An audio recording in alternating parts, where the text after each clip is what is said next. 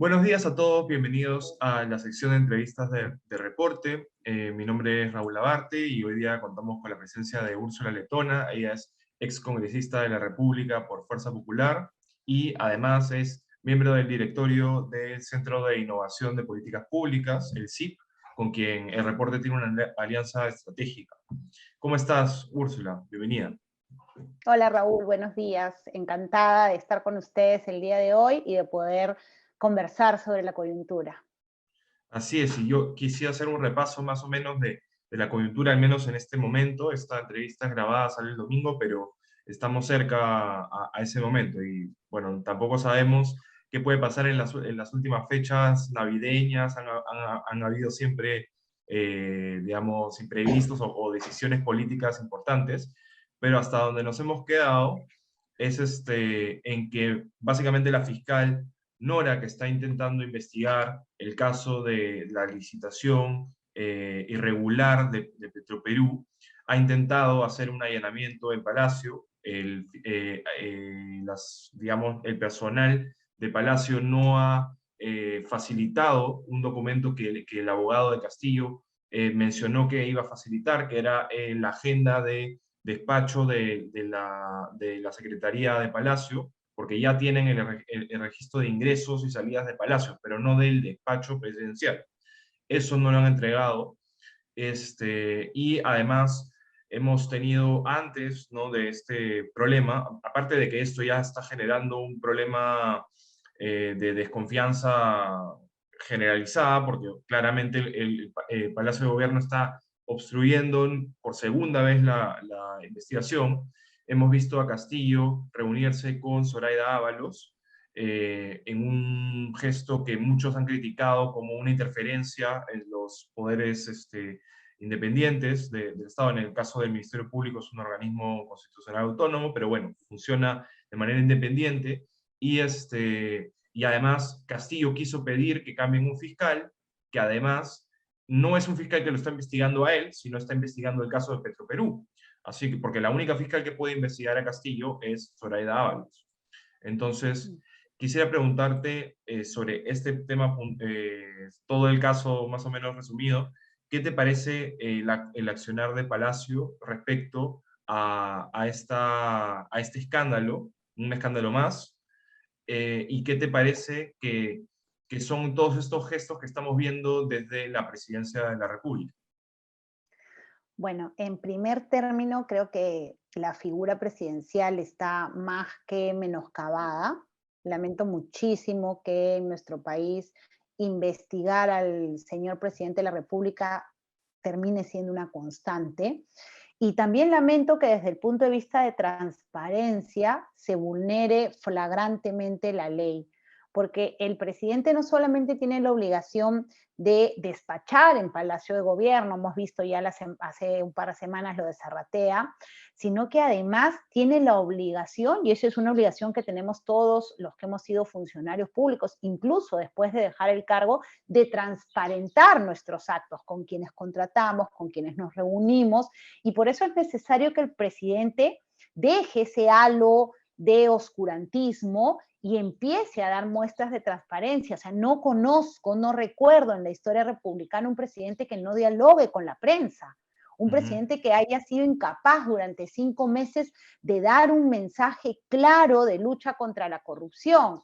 Y además un presidente sumamente ausente en lo que a reformas estructurales, que es lo que nuestro país necesita, hay. Entonces, la pregunta y el caso es bastante sórdido. En general, la investigación está teñida de una serie de elementos que lamentablemente vulneran más la institucionalidad de nuestro país. Entonces, tenemos a un presidente que constantemente vulnera la precaria institucionalidad que tenemos.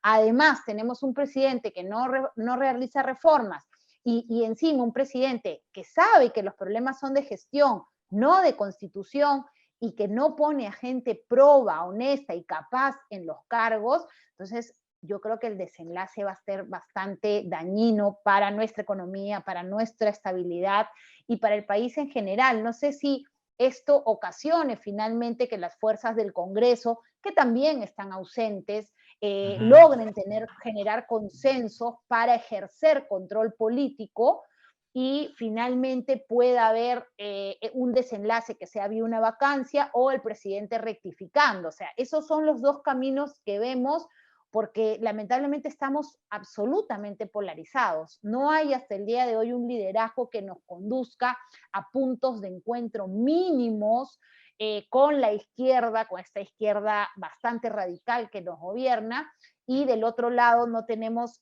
liderazgos que puedan acercar las posiciones en puntos fundamentales, como la reforma del sistema educativo, la reforma de salud, que nos interesan a todos los peruanos.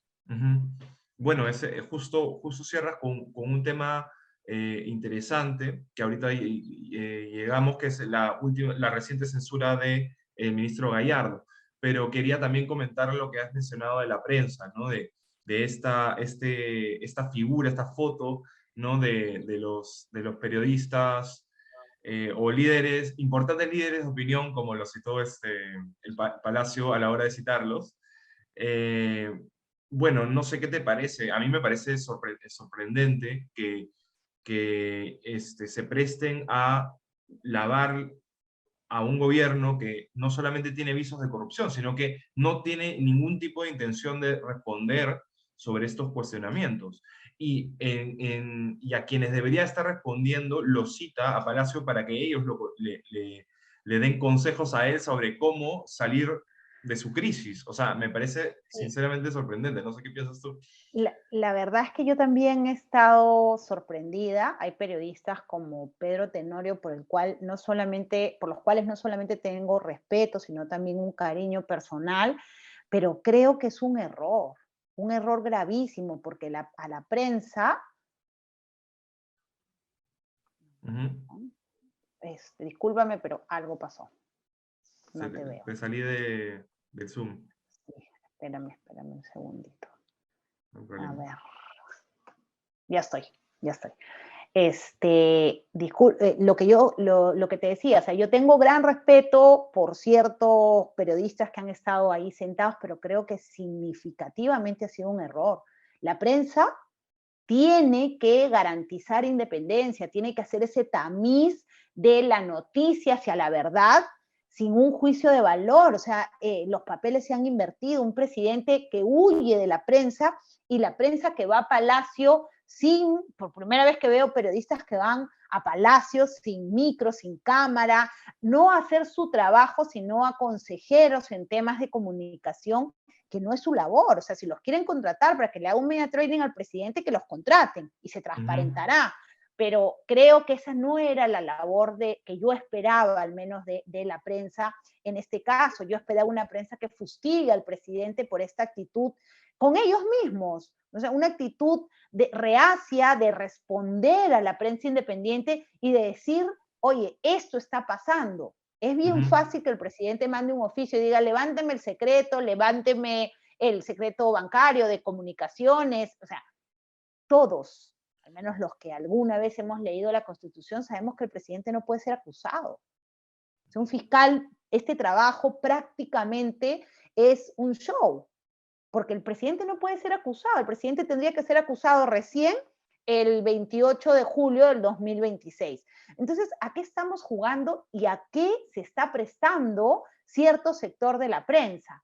Entonces, yo sí creo que este ha sido un error. Espero que, y esta es una crítica constructiva, que enmienden y que vuelvan a fustigar al presidente, que los atienda con cámara abierta. Ellos, así como le exigimos a los congresistas que hagan cosas por nosotros, porque los hemos elegido, la prensa nos representa ante estas autoridades que no tienen el ánimo de responder, de dar cuenta. La obligación de dar cuenta de la autoridad es intrínseca al cargo.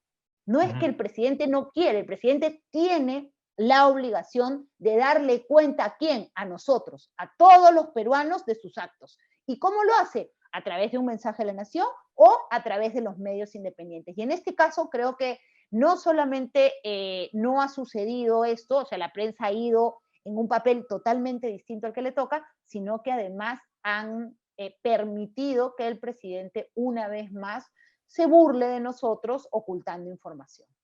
Ujú. No, y además el riesgo que implica que Palacio esté seleccionando a determinados medios favoritos a los cuales invita a Palacio y a otros los aparta, porque eso es una estrategia de carrot and stick, ¿no? O sea, yo te portas bien, te invito a Palacio, si no te portas bien, te arrimo, ¿no? Y así Exacto.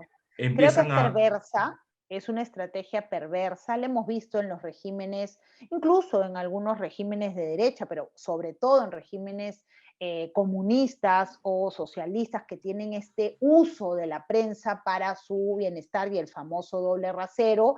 Yo quisiera ponerme en la perspectiva de que otro sea el presidente, a ver si esto va a pasar. ¿No? Leía temprano Rosa María Palacios que le invitaron y dijo, no, un momentito, yo no voy. Porque la Muy, verdad, el muy presidente, respetable de parte de ella, por cierto. además muy coherente, porque el presidente les está faltando el respeto a los peruanos, pero también les está faltando el respeto a los periodistas. Ellos han Ujú, visto cómo la seguridad de Palacio empuja periodistas, agrede periodistas, y no tener pues este buen espíritu de cuerpo, en este caso, ¿no? Periodistas protegiendo periodistas, periodistas reclamando por periodistas, periodistas reclamando por el derecho que tenemos a conocer la verdad. ujú. Entonces, esto no ha sucedido y es, sí, muy criticable. Sin duda. Bueno, y bueno, para pasar a otro tema, que es el tema de justamente el ministro, ¿no? Ha sido censurado el ministro Gallardo con un escándalo relacionado a bueno, presuntamente a su hija que habría robado el examen habría utilizado a una congresista de Perú Libre para distribuirlo. Yo no sé en en qué ha quedado la reforma que supuestamente han criticado mucho al Congreso por haber aprobado leyes que han afectado la reforma universitaria, pero yo no he podido observar el detalle de estas normas. No es un tema que hayamos tratado tanto en el reporte, pero no sé qué podrías opinar sobre su salida y quién debería reemplazar en todo caso a Gallardo. ¿Qué piensas de su salida? En primer lugar, creo que el ministro Gallardo ha pagado con responsabilidad política. Su Ujú, separación del cargo es un tipo de responsabilidad, el Congreso lo ha censurado y ahí acaba la responsabilidad política. Pero acá hay un tema penal, hay un tema de tráfico de influencias y una serie de delitos que ya bien la prensa lo ha transparentado. Se escuchaba hace mucho tiempo que la hija del ministro tenía mucha participación en el sector, tanto así que por la edad del ministro despachaba con las visitas técnicas o proveedores del ministerio, lo cual es, yo he trabajado en 7 ministerios y nunca he visto a los hijos de los ministros despachando, pero bueno, en este gobierno ya las cosas son de por sí surreal. raras. Sí, en ese es así bien, bien extraño. Entonces, ahí hay un tema de responsabilidad penal que tiene que seguir su investigación por cuerda separada, y ahí el Ministerio Público tiene que actuar de oficio, ellos son los titulares de la acción penal y por lo tanto esto se tiene que investigar. En el Congreso entiendo que también se efectuará una investigación o una sesión para ver si se le levanta o no el fuero a la congresista de Perú Libre involucrada. Pero en el tema de fondo, estamos a 60 días más o menos del inicio de la temporada escolar. Mis hijos el 1 de marzo van a ir a clases. Y me Ujú. encantaría que los niños, los peruanos, también puedan ir a clases. Yo he estudiado en un colegio público, Raúl, así que tengo absoluta identificación con el magisterio. Mi madre y su esposo son docentes de primaria, de colegio público. Entonces, estoy sumamente identificada con el tema y creo que lo peor que está haciendo el presidente, que es un profesor, es un miembro del magisterio, es destruir la educación pública en nuestro país. Ayer ha corrido en redes un video de un periodista chileno que advierte al Perú sobre cómo nosotros, las personas que somos de derecha, de centro derecha, hemos abandonado la educación pública. Yo te decía, cuando yo iba al colegio, desde el apoyo nutricional de los gobiernos de turno hasta el tema de contenidos. Yo estudiaba en San Marcos y nadie puede objetar mi formación jurídica, porque tengo una sólida formación, pero además era una formación también en valores. También los profesores nos ayudaban el deber cívico, nos inculcaban valores y principios que hasta hoy nos persiguen o nos gusta enarbolar. Pero la verdad es que es increíble que en un gobierno de una persona que pertenece al magisterio se destruye la educación pública. Los niños no van a regresar a clases el 1 de marzo, los colegios están destruidos, no podemos volver en la situación de hace 2 años pre-pandemia, y no se ha hecho nada en estos 2 años. O sea, no es un problema solo del presidente Castillo, es un problema que se arrastra hace bastante tiempo.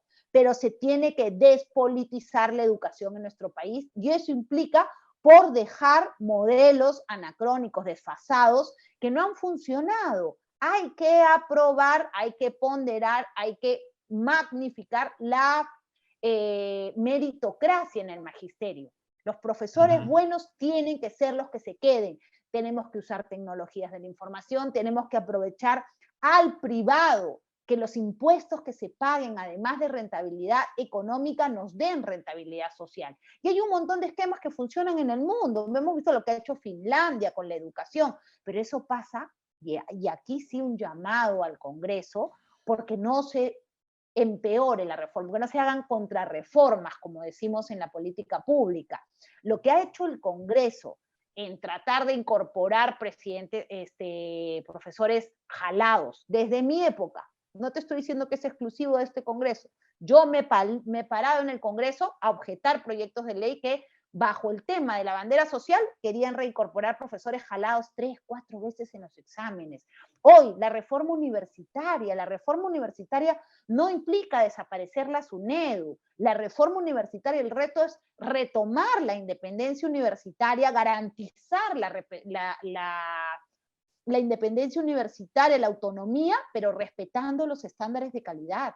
No es incompatible una SUNEDU con la autonomía universitaria, es algo que no se está entendiendo, y que yo soy docente universitaria y creo que la reforma ha sido sustancialmente importante. Hoy mis pares, la gran mayoría, si no es el 95% de los profesores, tenemos al menos una maestría, si no es que 2 o 3.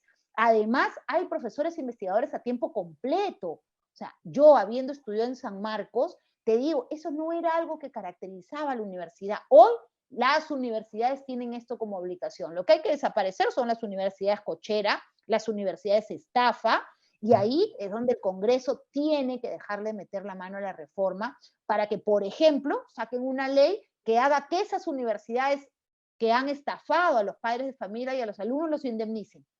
Ver la forma de cómo se hace que el Estado se haga responsable de esos chicos, les dé un bono económico y puedan entrar a otra universidad y no perder su carrera profesional. Esas son las cosas en las cuales debería estar centrado el Congreso y no en hacerle huecos a la reforma.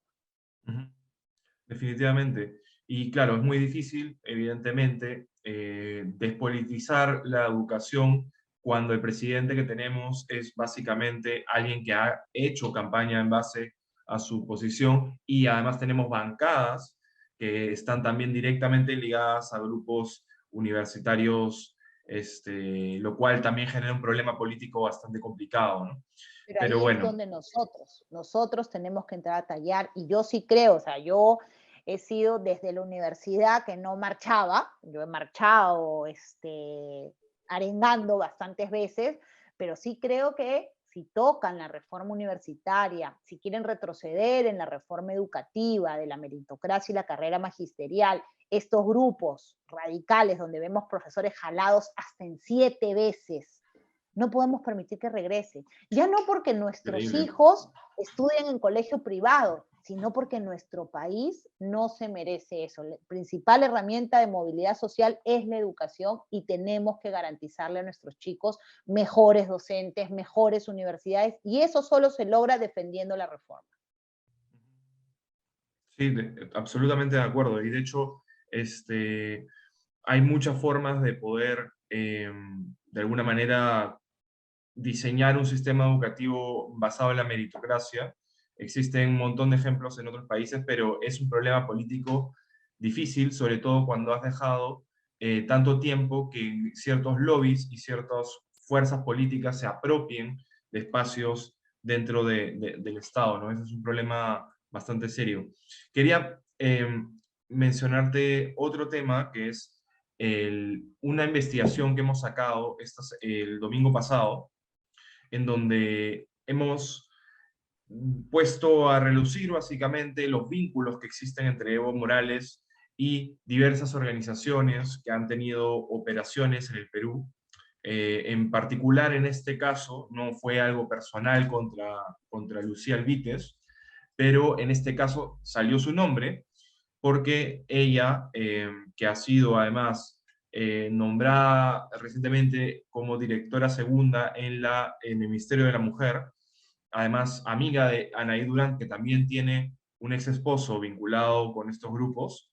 Ella también es expareja de Ricardo Jiménez, que es un hombre que aparentemente es amigo, no aparentemente, tenemos las fotos y los videos donde él conversa con Martín Serna Ponce, que es un prófugo de la justicia boliviana, ex emerretista, y también de Julio Vázquez, que es alias Camilo Reyes, que ha también tenido su participación, fundó el FAR-EPT y tiene todo un prontuario inmenso.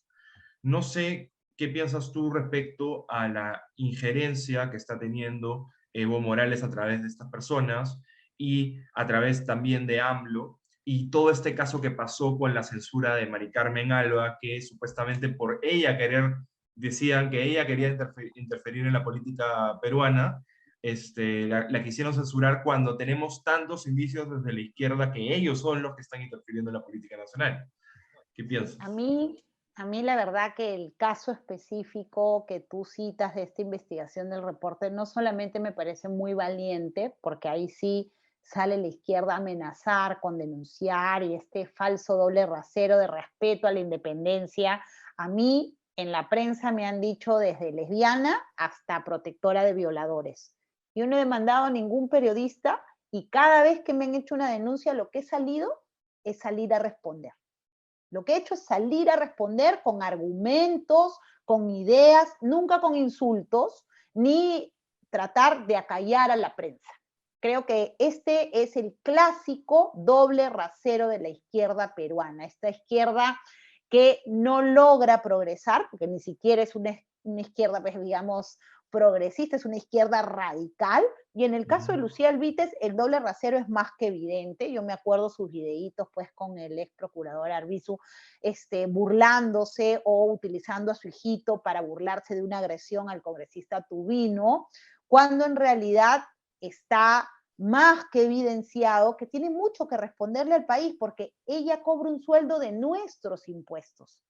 O sea, el hecho que ella salga a decir denuncio, a mí no me deja tranquila. Al contrario, me deja muy preocupada porque es una persona que pese a ser funcionaria pública recurre a la denuncia, al amedrentamiento de la prensa en lugar de contestar y desmentir, si es que puede hacerlo, estos vínculos más que evidentes con estas facciones súper radicales de la izquierda que tildan o lindan con el terrorismo.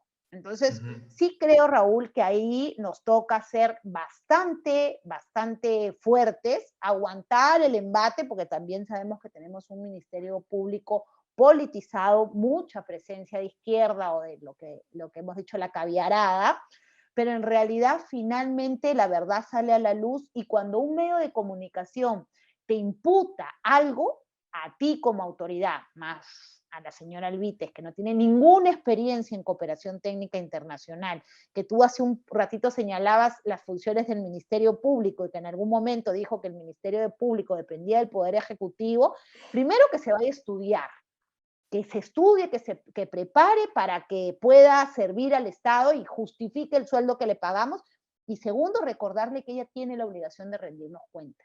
Y tiene la obligación de, si puede, desmentir lo que el reporte ha dicho, y si puede, desmentir que no tiene vinculación con estos radicales o con grupos terroristas, porque sí es una situación que a mí me preocupa, que mujeres de esa escasa formación profesional, pero que además están seriamente vinculadas a grupos radicales, estén en una organización pública que se encarga de proteger mujeres. Porque lo que están haciendo entonces no es gestión pública, sino es política de la mala. Política radical, políticas desfasadas y retrógradas que han fracasado en el mundo y que hoy quieren imponer en el país. Así es.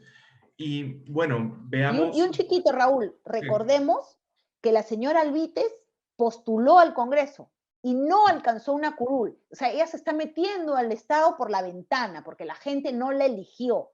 Y Ujú. gracias a una alianza que tiene la señora Verónica Mendoza con el presidente, está entrando por la ventana a un ministerio sin tener la capacidad técnica y vemos también cuestionable su idoneidad personal. Sí, definitivamente si algo en lo cual son bastante capaces, digamos, esta izquierda mal llamada, no quiero llamarlos caviar porque finalmente es No este, alcanza. o sea, bueno, van a pensar que que uno lo dice por ideología, pero en realidad son un grupo identificable que ¿Sí? piensa, que tiene sus Completamente. intereses y que tiene su agenda, ¿no? Entonces, pongámosle el nombre que queramos, hay un grupo que se comporta de esa manera y siempre, independientemente de cuáles sean los resultados electorales, terminan en el gobierno de alguna u otra manera. Y eso es lo que digo, esa Exacto, es la habilidad que tienen siempre los caviares en ese sentido, ¿no? Y exacto.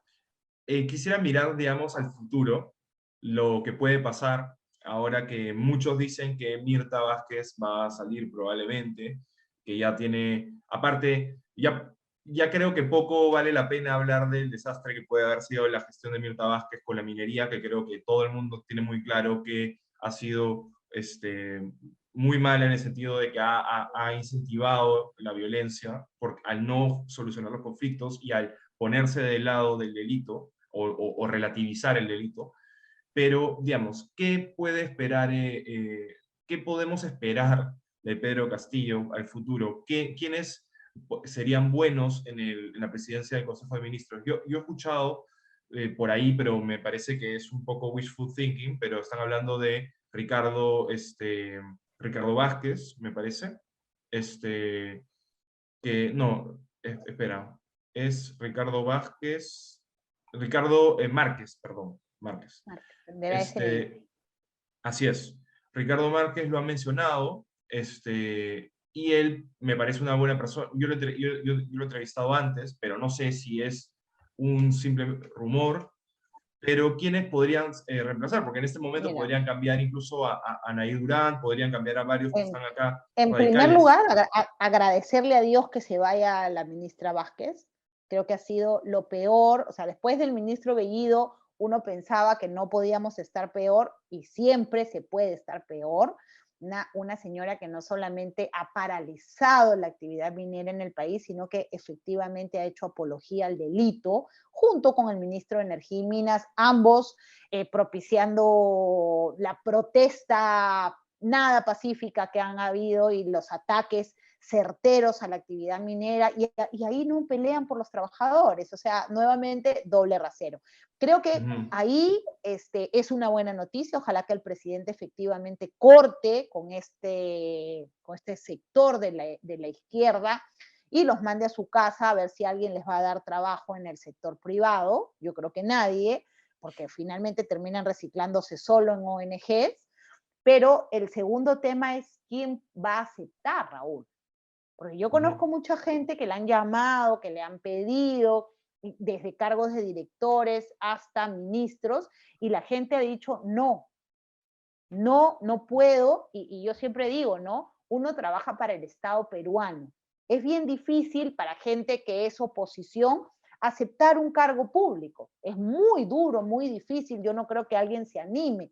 Pero la idea es que el presidente intente acercar posiciones. Entonces debería haber un gabinete de consenso, personas independientes, personas que de verdad propicien un acercamiento entre un gobierno de izquierda y una oposición sin liderazgos, pero que tiene la obligación de controlar el desboque del poder.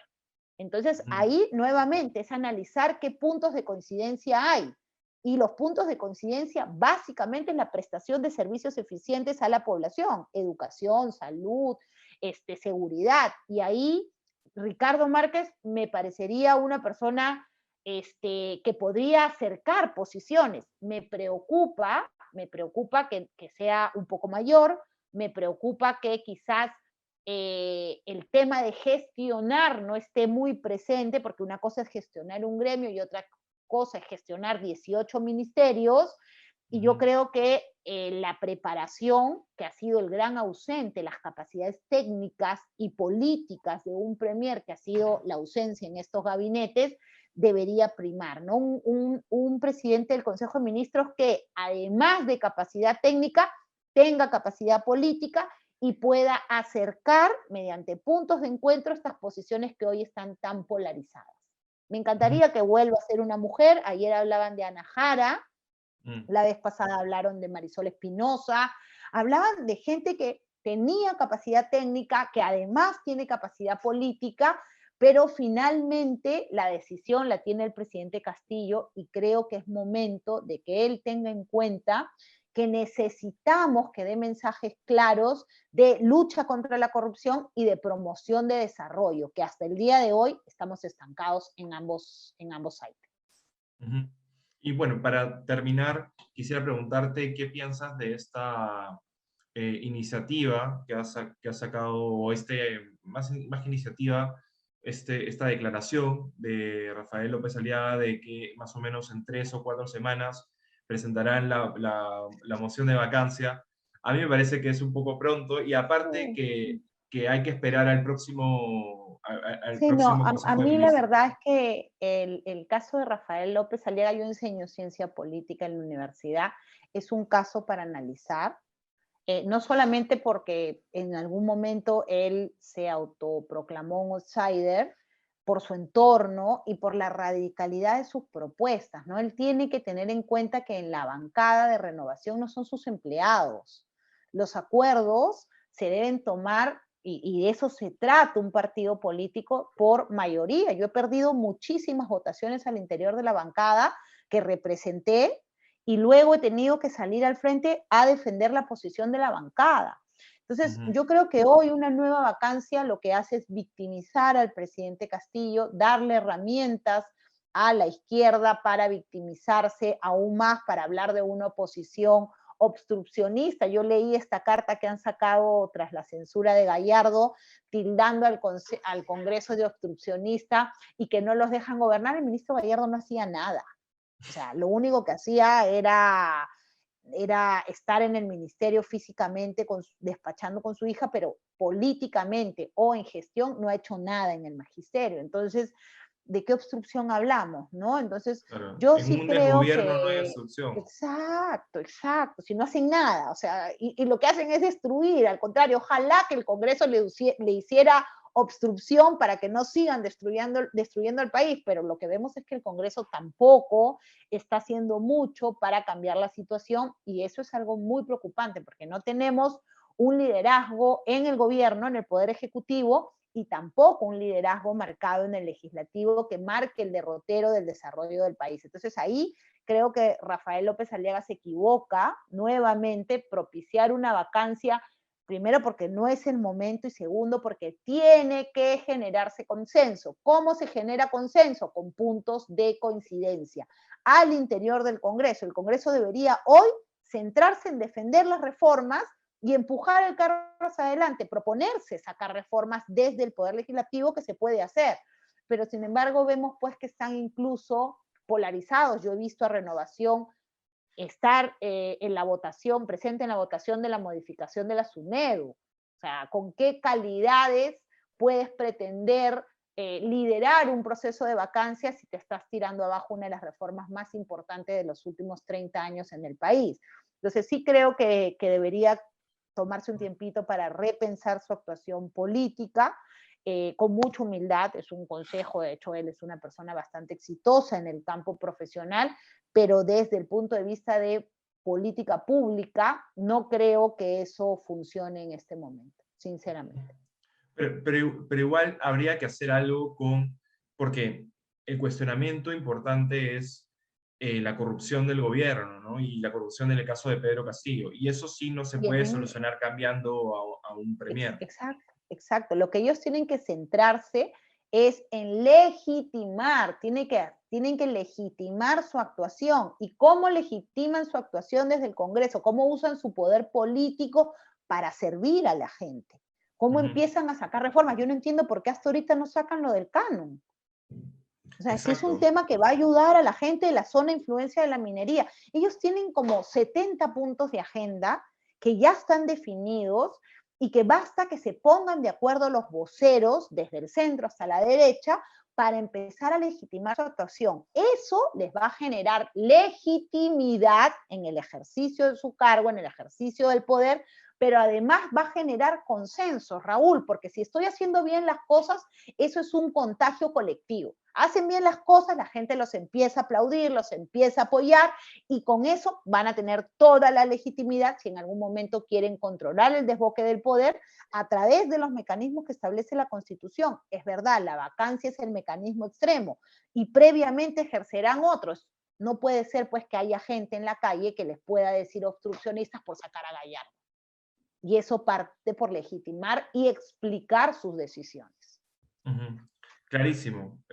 Muchas gracias, Úrsula, por estar con nosotros. No, Raúl, encantada, encantada, la verdad los felicito, no solamente desde el reporte, sino también nosotros desde el CIP tratamos de colaborar en todo lo que tenga que ver con estas cuestiones de formación, de políticas públicas, y vamos a estar llanos a aportar ideas para que ustedes puedan desarrollar mucho mejor su trabajo. Les agradezco la valentía en el reporte y habrá que continuar, pues, porque Lucía Albites parece que todavía hay para rato.